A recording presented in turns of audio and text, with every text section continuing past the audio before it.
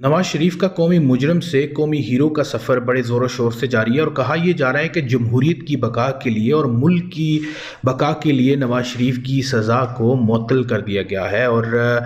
क्या यही पाकिस्तान की जमहूरियत है कि एक सज़ा याफ्ता शख्स जिसको पाकिस्तान की आला अदालतों ने कानून के मुताबिक मुजरम करार दे दिया, फिर उनको जेल की सलाखों के पीछे डाला और उन्हें वहाँ से निकाल कर फिर लंदन भेजा एक बयान हल्फी पर कि वो इलाज करवाने की गर्ज से बाहर जाएंगे और जब वापस आएंगे तो फिर अपनी सज़ा जेल की सज़ा है उसको पूरा करेंगे। लेकिन ऐसा नहीं हुआ। जब वो वापस वतन आए तो उन्हें एक मसीहा के तौर पे पेश किया गया, उन्हें एक हीरो के तौर पे पेश किया गया कि वो बड़ा महाज जो है वो फ़तह करके आए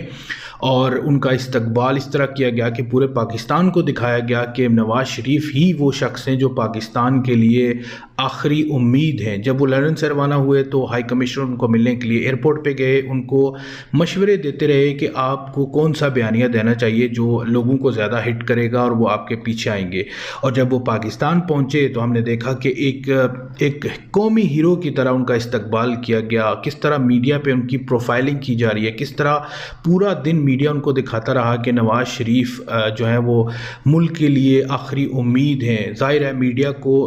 हुक्म दिया गया तो मीडिया ने तो पूरी पाबंदी के साथ पूरी जो है वो हुक्म बजा लाया और पूरा दिन उनको एक हीरो के तौर पे दिखाते रहे। अब भी ज़ाहिर है नवाज शरीफ की जो प्रोफाइलिंग की जा रही है वो सबके सामने है कि क्यों की जा रही है, लेकिन यहाँ पे हकीकत ये है कि इस्टेब्लिशमेंट को एक अल्टरनेट चाहिए था और नवाज शरीफ की शक्ल में उनको एक अल्टरनेट नज़र आया और उन्होंने उनको पिक कर लिया। दूसरी तरफ पीपल्स पार्टी को दीवार के साथ लगा दिया गया है और ज़ाहिर है उनके मामला तय नहीं हो रहे, उनके लिए सख्तियाँ आने वाली हैं और यही वजह है कि इस वक्त आसिफ अली जरदारी भी खामोश हैं, बिलावल भुट्टो भी खामोश हैं, क्योंकि उन्हें नज़र आ रहा है कि उनके लिए क्या होने जा रहा है। उनके मामला उनकी मर्ज़ी के मुताबिक तय नहीं हो रहे। दूसरी तरफ तासर ये दिया जा रहा है कि इमरान खान कोई डील कर रहे हैं और मौलाना फजल रहमान से जो PTI के रहनुमाओं ने मुलाकातें की हैं उस हवाले से ये कहा जा रहा है कि उनकी इमामत में उन्होंने नमाज भी अदा किया और शायद वो कोई डील करने के चक्कर में है। और मौलाना फजल रहमान की तरफ से तो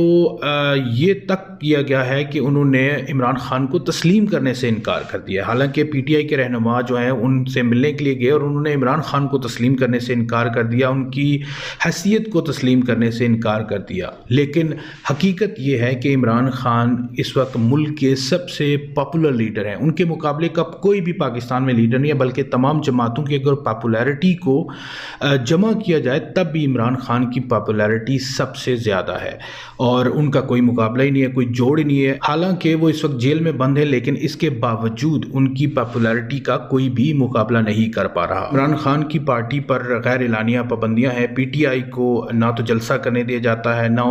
उसके जो कारकुन हैं ना वो कोई मीटिंग्स कर सकते हैं, बल्कि जहाँ पे वो मीटिंग करते हैं, कोई कन्वेंशन रखते हैं या कोई जलसा करने की कोशिश करते हैं तो वहाँ पे पुलिस पहले ही पहुँच जाती है और वहाँ पे मारदार शुरू कर दी जाती है। और दूसरी तरफ